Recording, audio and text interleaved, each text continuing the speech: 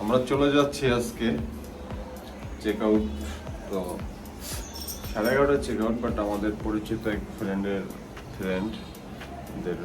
Hotel মালিক পক্ষ, তার জন্য আর কি আর 1টা বাজে, 1:10, তাও প্রবলেম হবে না যদি তার এয়ারপোর্টটা থাকি। তো যাই হোক,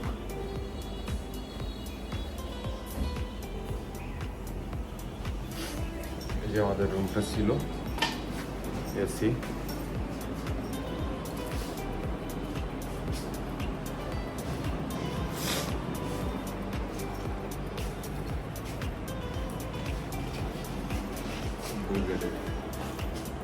এখন চলে যাচ্ছি রুম বাই বাই বলে।